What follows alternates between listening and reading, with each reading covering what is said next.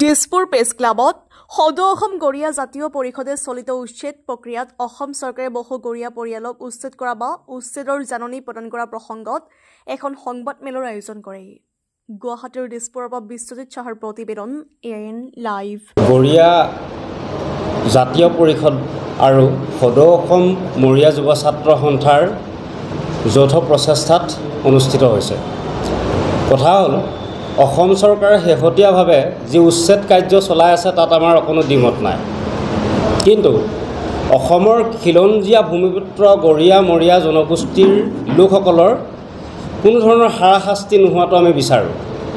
আমি নিবিচাৰোঁ অসমৰ খিলঞ্জীয়া ভূমিপুত্ৰ মৰিয়া গৰিয়া জনগোষ্ঠীৰ লোকসকল ইয়াৰ নামত হাৰাশাস্তি হওক।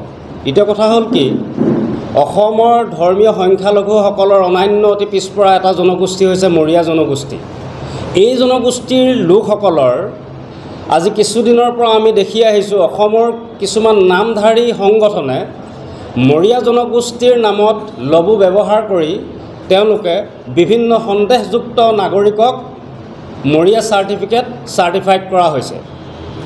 এই ক্ষেত্ৰত অসম চৰকাৰে ইয়াৰ ওপৰত এটা বিহিত ব্যৱস্থা ল'ব বুলি আমি আশাবাদী, কাৰণ যিটো চৰ্চা চলি আছে ইতিমধ্যে জৰীপৰ বিষয়টো, যদি কেনেবাকৈ জৰীপ কৰিব লগা হয়, সেই জৰীপৰ আওতাত যদি অসম চৰকাৰে যিটো কথা সততে উল্লেখ কৰি আছে অচিনাকি ব্যক্তিসকল, সেই অচিনাকি ব্যক্তিসকলে যদি মৰিয়াৰ চাৰ্টিফিকেট লৈ তেওঁলোকে ভাৰতীয় নাগৰিকত্ব পায়, ইয়াতকৈ দুৰ্ভাগ্যজনক বিষয় একো থাকিব নোৱাৰে আমাৰ বাবে।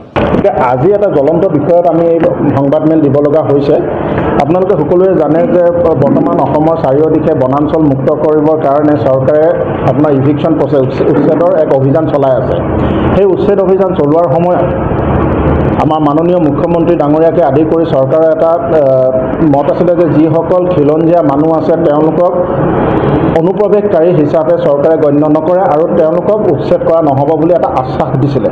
কিন্তু বাস্তৱত পৰিলক্ষিত হৈছে যে এই বনাঞ্চলসমূহ উচ্ছেদ কৰিবলৈ যাওঁতে সেই অঞ্চলসমূহত বাস কৰা গৰিয়া সম্প্ৰদায়ৰ লোকসকলক উচ্ছেদৰ জাননীও দিয়া হৈছে, লগতে তেওঁলোকক জেগাই জেগাই উচ্ছেদো কৰা হৈছে। আমাৰ তথ্যমতে এতিয়ালৈকে আমি গম পোৱা মতে আপোনাৰ লখিমপুৰ জিলাৰ দুটা অঞ্চল আপোনাৰ ফুকনৰ হাট আৰু ঢকুখনীয়া গাঁৱত 16 ঘৰ গৰিয়া লোকক, ভূমিহীন গৰিয়া লোকক উচ্ছেদ কৰা হৈছে। ঠিক তেনেদৰে গোলাঘাট জিলাৰ উৰিয়াম ঘাটৰ 1 নং মধুপুৰ গাঁৱতো গৰিয়া লোকসকলক আপোনাৰ জাননী দিয়া হৈছিল আৰু তেওঁলোকক তাত উচ্ছেদ কৰা হৈছে।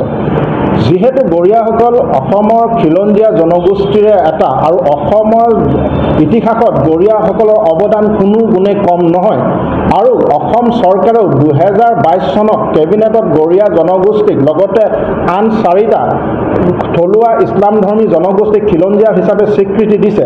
সেইখিনি হোৱাৰ পিছতো য'ত চৰকাৰে আশ্বাস দিছিলে যে খিলঞ্জীয়া জনসাধাৰণক কোনো ধৰণৰ অনিষ্ট কৰা নহ'ব বা উচ্ছেদ কৰা নহ'ব, আৰু খিলঞ্জীয়া যিসকল লোক যিসমূহ জেগাত উচ্ছেদ অভিযান চলিছে তাত বাস কৰি আছে তেওঁলোকক অনুপ্ৰৱেশকাৰী হিচাপে ধৰা নহ'ব, ইমানখিনি কোৱাৰ পিছতো গৰিয়া লোকসকলক কিহৰ কাৰণে তেওঁলোকে নটিচ দিব লগা হ'ল আৰু কিহৰ কাৰণে তেওঁলোকক উচ্ছেদ কৰিব লগা হ'ল, এইটো বৰ আচৰিত ধৰণৰ কথা আৰু দুখৰ বিষয়। গৰিয়াসকলক খিলঞ্জীয়া হিচাপে স্বীকৃতি দিয়াৰ পিছতো এই উচ্ছেদ অভিযানত গৰিয়াসকলক উচ্ছেদ কৰা এই প্ৰক্ৰিয়াটো গৰিয়াসকলক এটা কথাই বুজিবলৈ বাধ্য কৰাইছে যে গৰিয়াসকলক কাগজে পত্ৰে খিলঞ্জীয়া কৰি বাস্তৱ ক্ষেত্ৰত দ্বিতীয় শ্ৰেণীৰ খিলঞ্জীয়া কৰা হৈছে নেকি?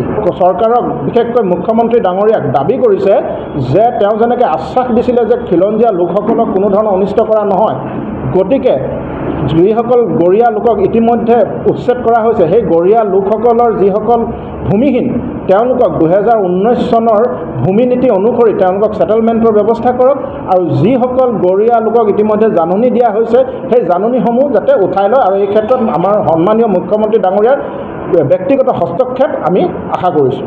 যিকোনো খবৰ আৰু বিজ্ঞাপনৰ বাবে যোগাযোগ কৰক 7896121996 লগতে 7002537271 আৰু 9854011916।